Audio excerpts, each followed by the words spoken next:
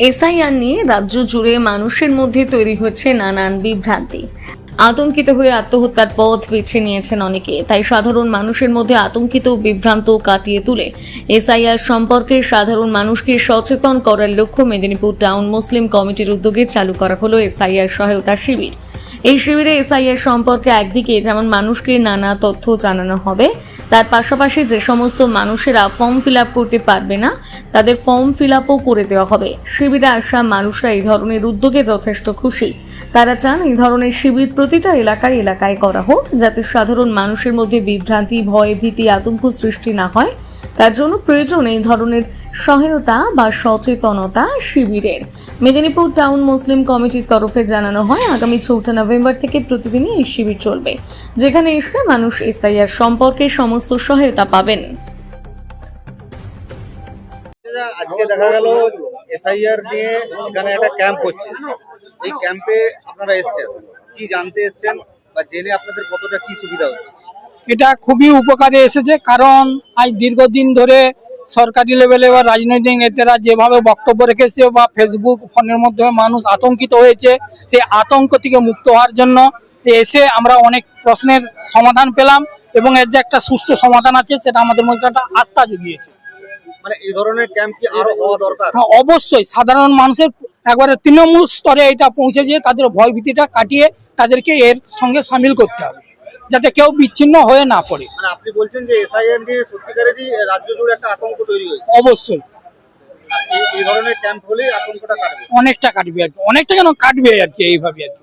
আপনারা যেটা বুঝলেন সেটা কি আপনারা কি এলাকার মানুষদেরকে হ্যাঁ, অবশ্যই বলবো, ঘরে ঘরে বুঝাতেও পারবো, মানুষকে হেল্পও করতে পারবো। আশা করি জানলেন এখানে এসে এই যে ডকুমেন্টস এর ব্যাপারটা নিয়ে যেটা ছিল, যাদের 2002 নাম আছে সেটা থেকে একটা ক্লিয়ার হলাম, তাদের কোনো টেনশন নেওয়ার দরকার নেই, তাদের কোনো ডকুমেন্টস করতে হবে না।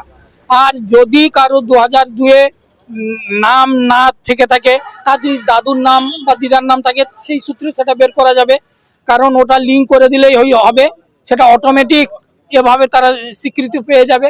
আর যদি না থাকে, এই যে 11টা ডকুমেন্টই করেছে তার কোনো একটা জোগাড় করে এর সঙ্গে ট্যাগ করে তা দিয়ে অবশ্যই মানে যাতে তারা সুবিচার পায় তার ব্যবস্থা করে দেওয়া হবে এই ক্যাম্পের মাধ্যমে। সেটা আমরা একটা আস্থা পেলাম আর কি।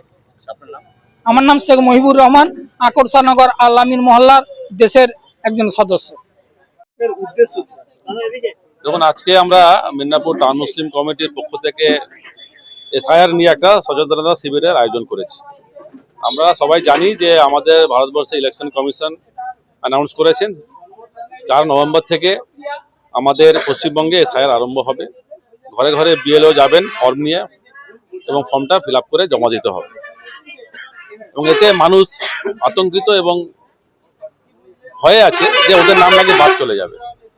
তো আমরা কমিটিগতভাবে সিদ্ধান্ত নিয়েছি যে এখানে এসআইআর হলে মানুষের ভয়ের কিছু নেই, মানুষকে সচেতন থাকতে হবে।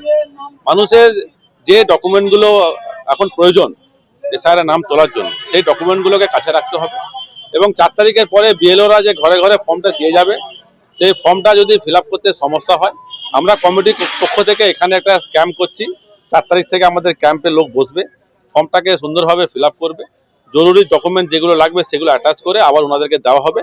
বিএলও এলে ওনাদেরকে এগুলো ওনারা দিয়ে দেবেন। এইভাবে আমরা চেষ্টা করছি মানুষের মধ্যে যেন সচেতন থাকে এবং শান্তিপূর্ণভাবে সুন্দরভাবে যেন কাজটা হয়, সেটা আমরা চেষ্টা করি। মূলত কি মানুষের মধ্যে যে একটা আতঙ্কের সৃষ্টি হয়েছে, সেই আতঙ্কটা কি এই ধরনের ক্যাম্পের মাধ্যমে কাটবে বলে মনে হয়? তখন আমরা তো আতঙ্ক এবং আছে এবং মানুষের মধ্যে একটা ভীতিও আছে, সচেতনতার অভাবও আছে যে কি হবে না হবে। আমরা সেটা চেষ্টা করছি যেন সেই ভয় ভীতি আতঙ্কটা কেটে যায়। কারণ আমরা চাই যেন মানুষ তার যোগ্য সম্মান পাক, যারা এখানে আমাদের দেশের নাগরিক তারা যেন বঞ্চিত না হয়। এবং ডকুমেন্ট যেগুলো লাগবে সেগুলো আমরা যখন যেমন লাগবে তখন আমরা দেওয়ার চেষ্টা করব। এবং মানুষকে বলছি যে সচেতন থাকুন, ভয়ে ভীত না হন। এই হচ্ছে ব্যাপার। এই ক্যাম্পটা কি আপনাদের রেগুলার চলবে? 4 তারিখের পর থেকে ক্যাম্পটা রেগুলার চলবে। আমরা সবাইকে জানিয়ে দিয়েছি যে যারা যারা ফর্ম ফিল আপ করতে পারবেন না, আমাদের কমিটির এখানে লোক বসে থাকবেন, আপনারা এসে ফর্ম ফিল আপ করুন।